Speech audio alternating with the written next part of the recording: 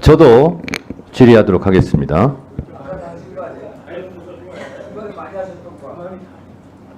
그거는 위원장으로서 의사 진행을 한 것이고요.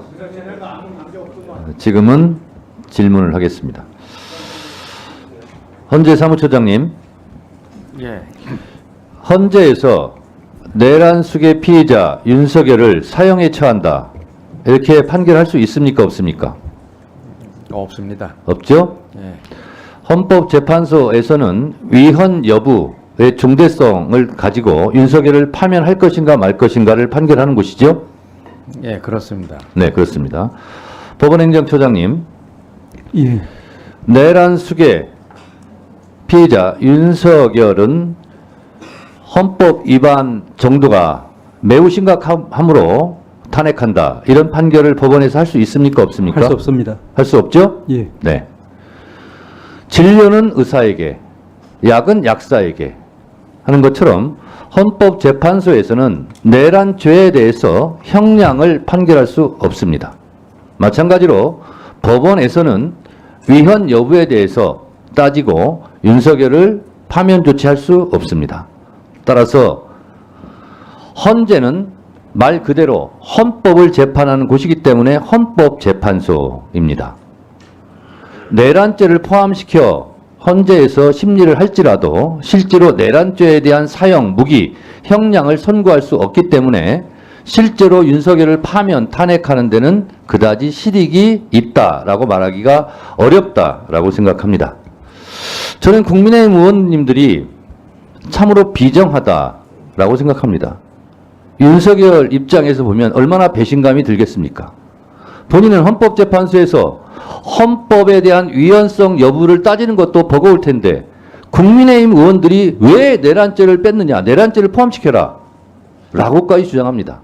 얼마나 힘들겠습니까? 윤석열의 입장에서는. 그런데 국민의힘 의원님들은 너무 걱정 안 하셔도 됩니다. 내란죄는 형사재판에서 제가 추측건 때는 아마 사형 선고가 나올 것으로 생각됩니다. 그래서 윤석열에 대해서, 내란죄에 대해서 사형 선고가 내리는 것은 법원에서, 형사재판에서 할 테니까 너무 걱정 마시고, 그것을 헌법재판소에서 왜 안 하냐고 윤석열 씨 서운하게 그런 말은 안 하시는 게 좋을 것 같다라는 생각이 듭니다. 자, 방화범이 불을 저질렀습니다. 불을 질렀어요. 그리고 또 불을 지르겠다고 합니다. 그것도 12월 3일 날 불을 질렀는데 나를 잡아가지 않으면 또 불을 지르겠다. 그러면 그 방화범에 대해서는 일단 파면 조치해야 됩니다. 우리 회사 불 질렀는데 또 지를 거야. 그러면 일단 회사에 못 나오게 해야 됩니다. 격리해야 됩니다. 이게 헌법재판소에서 하는 파면, 탄핵 인용입니다. 그런데 그 방화죄에 대해서 징역 10년이냐, 15년이냐, 무기징역이냐, 사형이냐는 그것은 나중에 형사재판에서 하면 될 일입니다. 그런데 이 방화범이 계속 불 지르라고 형사재판을 하면서 1년이 걸릴지 2년이 걸릴지도 모르는 그 방화범을 그냥 불 지를 수 있도록 하는 것은 책임 회피다, 이렇게 생각하고요. 어느 회사 금고지기도 마찬가지입니다.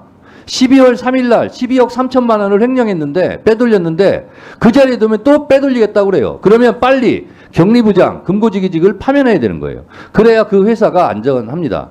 그런 면에서 헌법재판소에서 윤석열을 하루속히 파면해야 되는 이유는 이 어려움에 처한 대한민국을 구하는데 필요한 조치다라는 것이고, 이거에 대해서 왈가왈부 하시는데 제가 굳이 이것을 말하지 않고 8년 전 권성동 의원이 어떻게 말했는지 권성동의 말을 권성동의 말로 탄핵하겠습니다.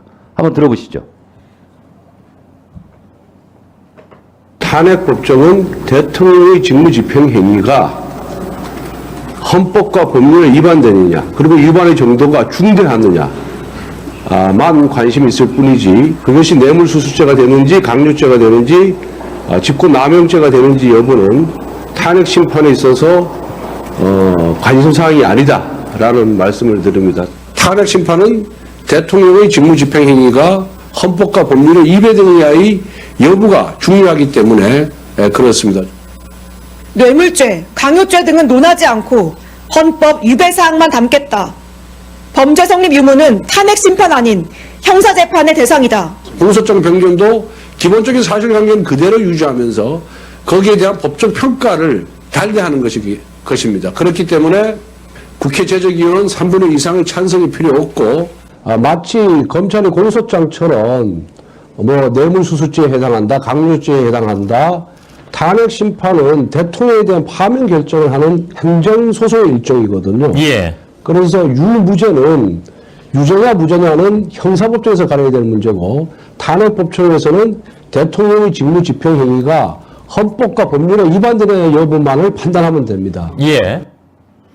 8년 전 권성동 소추위원께서 뇌물죄, 강요죄, 직권남용죄 등을 헌법 위헌 여부로 판단한다라는 것처럼 저도 8년 전에 권성동 소추위원이 한 것처럼 똑같이 한 겁니다. 내란죄에 대한 부분은 형사재판정에 가서 사형을 받든 무기든 받든 거기 가서 받으시고 내란 행위에 대해서는 위헌 여부를 가지고도 충분히 탄핵시킬 수 있다라는 것입니다. 그러니 3분의 2 필요 없고 재의결 필요 없다고 지금 권성동 의원이 8년 전에 얘기하고 있지 않습니까? 국민의힘 의원님들 권성동 의원의 말에 대해서 반기 좀 그만 드세요.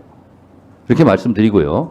그리고 이 국민의힘 의원들이 내란죄 빼면 혹시 윤석열이 탄핵 안 되는 거 아니야? 파면 안 되는 거 아니야? 돌아와서 우리한테 보복하는 거 아니야? 라고 걱정하시는 것 같은데 걱정하지 마세요.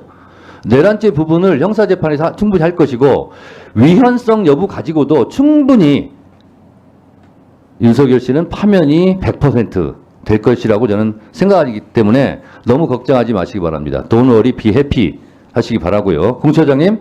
네. 이 사진 보신 적 있죠? 한남동 관저 앞에서 눈보라를 맞으면서 앉아있는 우리 2030 여성들의 모습입니다. 여러분, 이분들이 공수처보다 더 오래 한남동 관저를 지키고 있다 하는 사실 명심하시고 2차 때는 1차 실패의 우를 범하지 않기 위해서 최선을 다해 주시기 바랍니다. 잘 알겠습니다. 더 많은